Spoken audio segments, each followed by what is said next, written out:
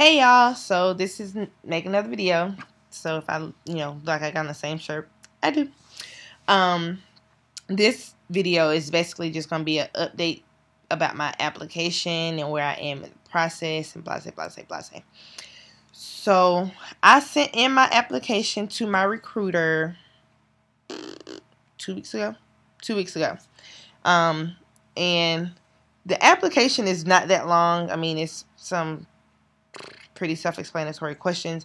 Well, not the hardest part, the most inclusive part, the part that you're going to focus on the most on the application is the motivational statement. Now, about the motivational statement, make sure when you get ready to do that part, make sure you read up where it says motivational statement. There's going to have some words up under that. Make sure you read to see if it says in 400 words or less, or if it says within this section, because when I first started doing my application, I had already did my research or whatever, and a lot of people was like, oh, and I had to write my motivational statement and it had to be 400 words or less. So I'm thinking, okay, I have to do my motivational statement in 400 words, which is really freaking hard. So because you got a lot you want to say, you want to make sure that the board will be able to understand what you're trying to tell them and why you want to do this.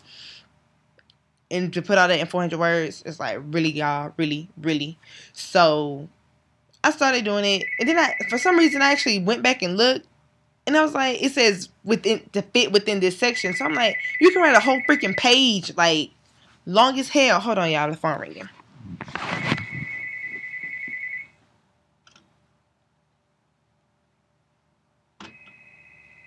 Yeah, I'm not that number. So anyway, so like, you can write like I wrote my motivational statement in Microsoft Word, and like when I got done writing it, it was like a page long. So make sure you find out, like make sure you read your application, make sure you know how long your motivational statement can be, because I know they continue to change it from time to time. So it might be 400 words, it might be within that section. So anyway, make sure you focus on that or whatever. But I finally finished my motivational statement. I sent in my application to my recruiter, and he sent out my references, and I did 4 references. You have to do at least 3, and if you've had 3 different jobs in the past 3 years, then you have to have a reference from each one of your supervisors. But I've been at my job for 3 years, so I only have 1 supervisor. So I did 4 references. I did my principal, which is my current supervisor, this other lady that kind of is over me in my department, like in accounting, and then 2 retired Army officers. One is a major and one is a sergeant major. So he sent out the paperwork to them for that, and I know 3 of my references have turned them in. My principal's gonna turn hers in this weekend. So did that, and then today he sent me, because I'm applying for Intel. If you apply for Intel, you have to have security clearance or whatever. So he sent me the stuff for me to do so I can get my security clearance done or whatever. So did that, and something else on the application. There's going to be like a section. It's going to maybe be like 4 or 5 questions about swimming, and it's basically like, do you think you can jump off a 10-foot board?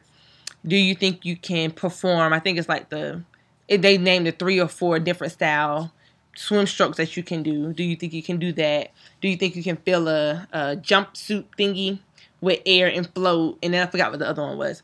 If you can swim or swim enough to not be able to drown, answer yes to all the questions for the swim section of the application. The only reason you answer no is if you really think you will drown. Because basically, if you answer no, they're going to automatically put you in remedial swimming. Like if you get accepted into OCS, you automatically go to remedial swimming because you put no on your application. So because I had originally answered no to 2 of the questions, and it's not that I don't think I can do it, it's because I've never done it. So it's like I can't really answer yes because I've never really done it, so I can't prove that I know how to do this. But if you show me how to do it, I know I can do it. So my recruiter's like, well, if I show you, do you think you can do it? I'm like, yeah. He's like, well, answer yes, because like, only answer no to the swim questions on the application if you absolutely positively know you cannot swim and you will drown. Other than that, answer yes. So your motivational statement. You might think like, oh, it's not that hard to write a motivational statement. You know, I got to write about why I want to be in the Navy.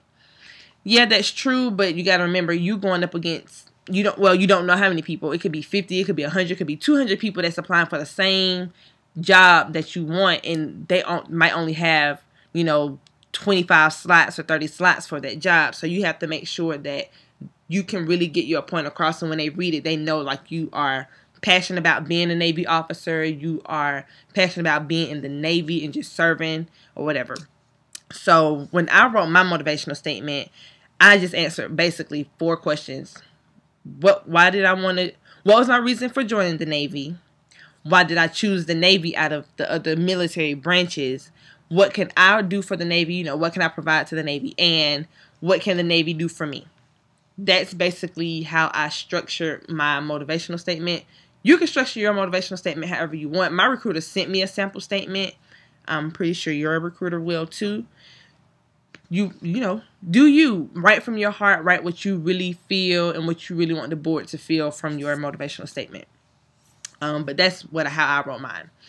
So from here, I retake my officer test on April 2nd. So it's like 2 weeks from now, something like that. And then when I go in to take my test, I'm going to turn in my transcripts. I've already sent my birth certificate and social security card, a copy of that, to my recruiter. So he already got that. And I have to get my security clearance, so I'll probably do that tomorrow. And then I just basically have a few more steps, because if you're applying to be a supply officer, you have to do an interview. My recruiter is setting up the interview for me. I know I've read on other like blogs or whatever that they had to set up their own interviews. I guess it depends on your recruiter or whatever. I asked my recruiter, was that something I needed to work on? And he was like, no, I know the guy over here, that can do your interview for you, because it has to be an officer within the company that you're applying for. So I'm interviewing with a supply officer. He just hasn't given me the date yet. And then I have to complete like a few more forms, basically like sign off on a few more forms. I have to do a tattoo screening, have to do my disclosure of social security number, because your social security number is basically going to be on all the documents that you fill out for the most part. So you have to do a disclosure saying that they can use your social security number on those applications and forms and blah, blah, blah. So I'm like almost done after I take the test and score really good, because I'm claiming that. After I take the test and score good and I do my security clearance, really all I got to do is just go into my recruiter's office and sign all my paperwork, and my application will be done. Then I'll be ready to go and sit and wait till June when the board meets. So I'm really nervous about that, because I really want to get in and I really want to be a supply officer. So the way the board works, with your application, you can put anywhere from 1 to 3. You can apply for anywhere from 1 to 3 jobs. I'm applying for supply officer, surface warfare officer, and intel. And you have to prioritize them. So that's the order I'm applying. Well, since supply is my first choice on my application, then it goes to the supply board first. If the supply board accepts me, then it doesn't go to the other 2 boards, because I'm in. That's where I want to be. I got it. If the supply board doesn't accept me, then my application goes on to surface warfare officer board. So then it goes on to your second choice. If your second choice doesn't choose you, then it goes to your third choice. That's kind of how it works. And then if you don't have to apply for 3 things. You can only apply for 1 if you only want to be a supply officer or only want to be an intel. You can apply just for 1 thing, but just keep in mind, if that community doesn't accept you, then you have to wait and reapply when the next board meets, and who knows when that is. Because I know supply has only met once. No, I lie. Supply in June will be supply met in March 19th. And then they're meeting again in June. So that's twice for this year. And I don't know if they're meeting anymore after June's board. But anyway, so I go and get my my application goes to the board in June. So within like maybe by July, because the board is June the 10th, so maybe mid-June, definitely July, I will know if I got my professional recommendation from the board or not. Keeping my fingers crossed because Lord knows I want this so bad. So hopefully Supply does accept me. If not, then it goes to the Surface Warfare Board on July 15th. So I just have to, it's kind of like, once you finish your application, it's really like a sit and wait period. Like you in limbo. You just gotta wait till they get to you. So once I go to the board and get accepted, then I have to wait for the final select board before I get my ship date. So I probably won't ship till like next year, like maybe January, February next year, which is kind of fine because it's going to be cold in Rhode Island. And yeah, I want it to at least be kind of like not the super, super cold, but like almost like the warm up cold weather up there. Yeah.